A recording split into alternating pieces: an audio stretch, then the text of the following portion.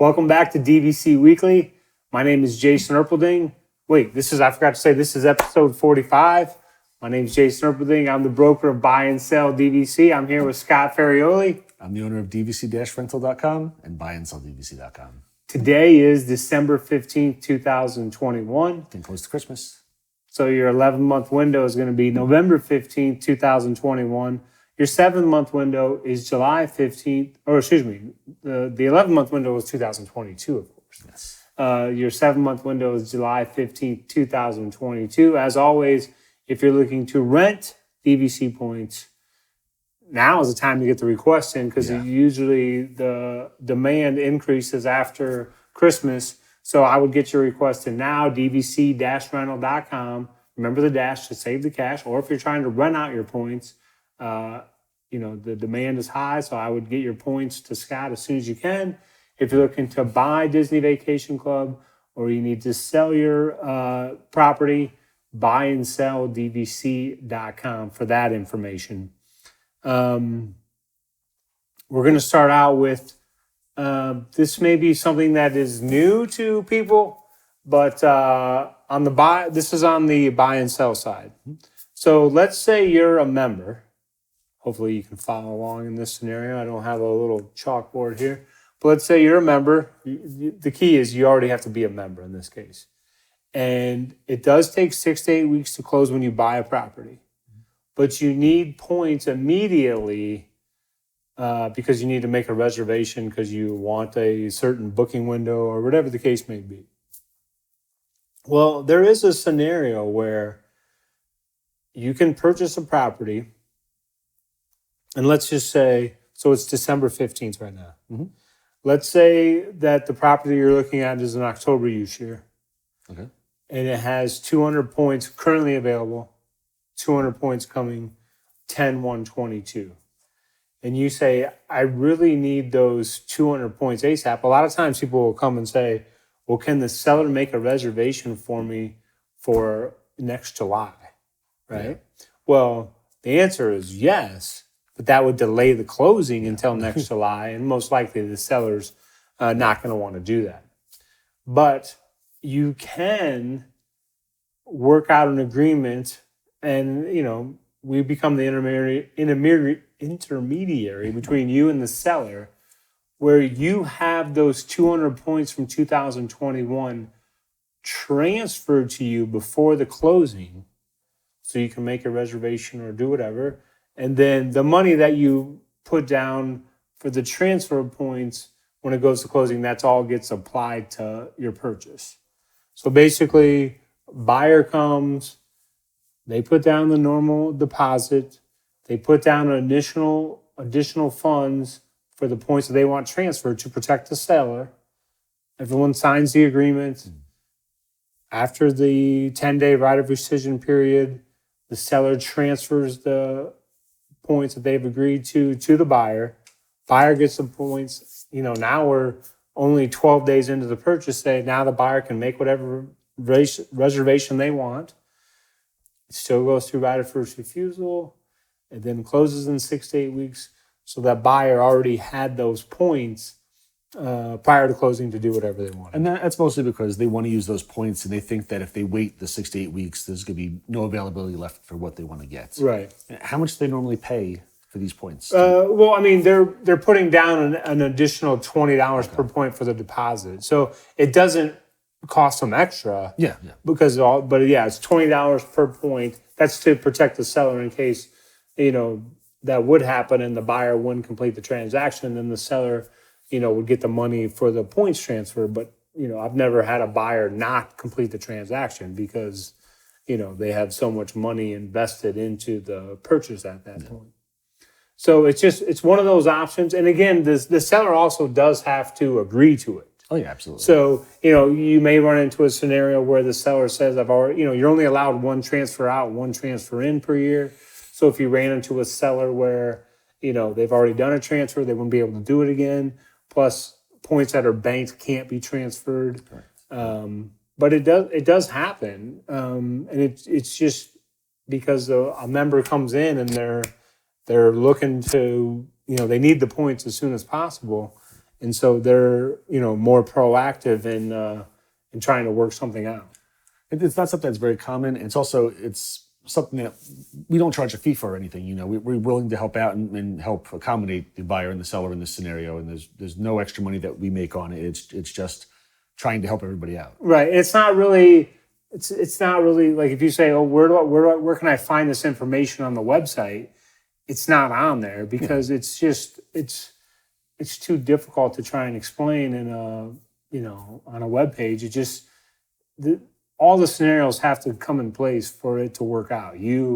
First of all, you have to be a buyer that is under a scenario where you can't wait the 6 to 8 weeks. Because most buyers just simply, they need the points in 6 to 8 weeks and Disney to load the points, and then they have the points and make the reservation.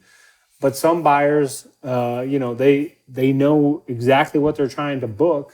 The reason that they're buying is because they really need the extra points based on what they already have.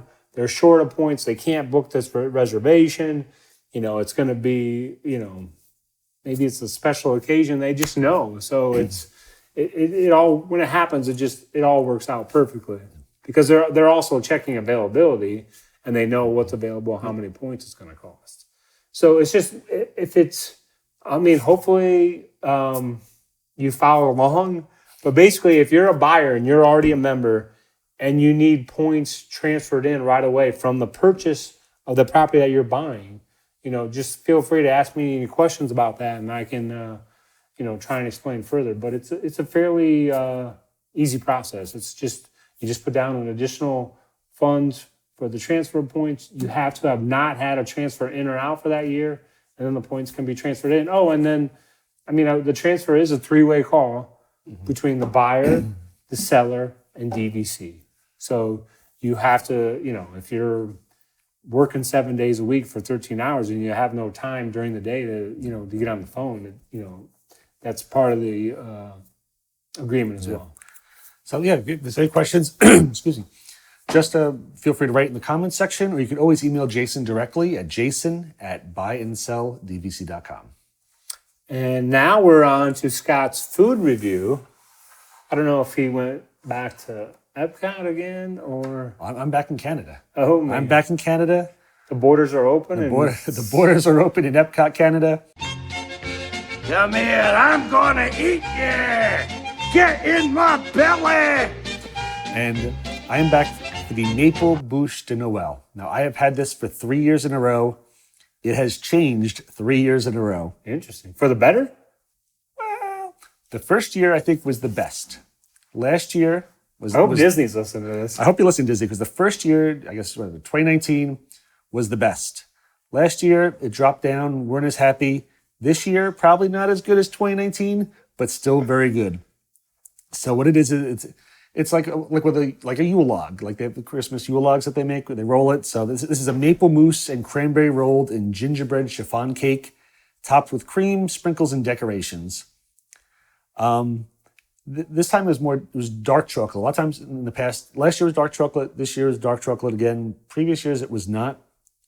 In previous years they had like a cranberry compote drizzled across it, which was really, really nice, and also had walnuts on top. So it had a nice texture to it as well. No walnuts, and this had cranberry mixed in there with the maple cream inside, but it seemed like a good amount of cranberry, so I really enjoyed it. Now, again, probably not as good as 2019. This still gets a 7.9. I would definitely get this again. It's still really, really solid, better than the cookie last time. And the cookie was good too. And this is $4.75, so more than the cookie. It's a nice size. And my wife and I shared it. No kids with you again? Yeah. No kids with us again. This is the same day. I had it the same day. I got up there, I ordered the cookie and the cake, ate them right next to each other, so I could sit there and say, okay, this one, it's not going on memory. I could sit there and figure out which one I liked better than the previous one. So very, very good. 7.9. Definitely would get this again. Really good. Maple Bouche de Noël. Nice. And is it only on the menu in December? Yeah, it's only during the festival of the holidays. Okay. So these are all the two that I just did are only special. They're only for like a month or so. Okay. So that's why it's like when you get them, you kind of have to take advantage of them because they're going to be gone shortly. So we'll see what happens in 2022. Yep. Or We'll also see what happens on next week's episode. But just to summarize, 2019 was the best one. 2019 was the best. 2021 was second best. Yes. And 2020 was not as, again, because 2020 there's probably supply chain issues with the right chocolate or something. There was possibly supply chain issues in 2020 with my my bouche de Noël. But again, really, really good. You should try it out. And now we're on to, we got some rental news? Not really news, but last week that we teased that we were going to go over the cruise swaps. Oh, cruise swaps, yes. And so with cruise swaps, what it is because we could book Disney. Let me just ask you this. Is it more or less complicated than getting the points transferred in? It's definitely less complicated than getting the points transferred in. So, but again, the cruise swaps is for our DVC members as well. So if you're a DVC member and you're thinking of going on a cruise, it's typically a very bad use of points to use points for a cruise. I mean, Disney charges a huge amount of points for their cruises. So a lot of people do is they'll rent out their points. We have a special cruise swap button on our website. Fill it out. You let us know what you're looking for. So we'll rent out your points for you just like you normally would. But instead of us sending you the payment, and meaning also having to send you a W-9 and a 1099, so without sending you the payment, we can take all the money that goes for the cruise and all the points and apply that to a cruise for you. So you can kind of avoid the 1099, W-9 issues, we'll say, for taxes, and all the money can be applied to your cruise. And again, Disney Cruise Line, Royal Caribbean. I think, honestly, we can also do like Norwegian Cruise Line. I don't normally advertise it because personally I have not cruised with Royal Caribbean. And you mean Norwegian? Norwegian, I'm sorry, it's Royal Caribbean. We've not cruised with Norwegian yet, so it's one of those things that I think we can book it. So if you want to book it, let me know and we can book it for you. But I'm not as comfortable talking about it just because I haven't personally done it. So again, I have. Oh, it's like, hey, again, maybe I'll ask Jason if there's any questions you have specifically about it. It's just one of those things that I'm not as comfortable taking care of it because if I don't know it well enough for you, because I don't want you to think that that we're inexperienced or anything. It's just I haven't done Norwegian yet. Again, if you want to book it and apply that, we can do it for you. But and again, it'll save you money. But it's just one of those things that I honestly don't know as much about the Norwegian ships because I haven't done them. I've heard stories about them. I know that you get a lot more free things with Norwegian typically. Like a lot of times they'll give you free beverage package, including alcohol and free this. They throw in a lot of free stuff. I heard it's a little bit more of a party boat because everybody's got free alcohol and everybody's got all these free credits to use, free internet, free booze, free everything. So it's a little more of a party boat, kind of like Carnival is. But I have not done it yet. I'll do it at some point because I've heard also Norwegian's very good and it's a little more budget friendly as well, a little less expensive. So it's got some really nice options and they've got some really nice boats from what I've seen. But essentially, that's all a cruise swap is that, again, we rent out your points like you normally do. And truthfully, if you're doing a cruise swap, we'll move your points to the top of our list because we're going to try to get out of them quicker for you and try to get you booked in the cruise. So let's just run through a scenario here. Mm-hmm. So you went on Royal Caribbean Majesty of Mariner of the Seas. Mariner of the Seas. Yes. So let's say somebody says, Scott, I want you to rent out my 300 points at Bay Lake Tower. Mm-hmm. I'm trying to go on Mariner of the Seas, 5-night cruise for just 2 people. Mm-hmm. And I want to go, do they give you specific dates or do they give you a range of dates? Normally specific dates or a range is helpful. We have people reach out to us and say, I want to go sometime next year. Okay. Not really so helpful. It's kind of like coming to us and saying, hey, we want to go to Disney next year. What do you have? Well, there's thousands of options. So let's say they give you 2 weeks in March. Oh yeah, okay. Absolutely. Or if you know the ship and you say, I want to be on this ship, in these 2 months, I'm flexible for the least expensive time. That's perfectly fine. So now they told you they gave you the 300 points to rent a Bay Lake. They gave you the ship and the 2 weeks that they want to go in March. Mm-hmm. So are the points are rented out first before the cruise is booked? Okay. So now, I mean, if we know that the cruise is going to be a decent amount more expensive than the points that they have, we can always put down the deposit with their own money. So whatever the deposit, give us some money to put down as a deposit. So that way you're locked into your room, and then we'll rent out your points. And as soon as you rent out those points, we can take that money and apply that towards the total for the room. Okay. So now let's say you rent out their points within 5 days. Okay. Now their points are rented out. Now how does the booking of the cruise work? Well, if we haven't booked the cruise yet, then we just discuss. We go over which options are left, which staterooms they want. You figure out, every state there's a zillion different types of categories and everything. It's always the cruise is always a lot of different options. Find out what exactly they want. Find out exactly which room numbers are within these categories. Verify that they're okay with this. Then book the room. Take some of the money, put towards the deposit, or if they want to use the entire amount that they've put in, we could put that all towards the deposit, or they can wait if they want. If they can say just put the deposit down, and send the remaining $1,000, before the amount is due, that's fine as well. But again, at that point, we could book the cruise for them if we haven't already, or if we've already booked it, we can take that money and just say, hey, you just got whatever it is, 300 points. Yeah. 300 points. It's a little over, whatever, $4,700. We could put that towards the cruise right now for you if you like, or if you want to wait as well. We've already paid the deposit. That's fine. But yeah, all that money, directly to the cruises. That way we don't have to send you any money, and it doesn't have to mess up taxes or anything as well. And if they have questions about the cruise, do they come back to you, or they go straight to Royal Caribbean? Or as the travel agent, if there's any questions, they should come to us with that one. I mean, you can always go on the Royal Caribbean site, look around, any basic stuff you could do. But if there's any changes that need to be made, or anything like that, or excursions that you want added, or if you need an airport transfer, we can do that for you. Oh, nice! You book the excursions too. Yep, we can do that. Oh, as well. Nice! Wow. They can book their own excursions if they prefer, but I mean, we can add excursions as well. Nice. So that seems pretty simple. Yeah, so it's pretty simple.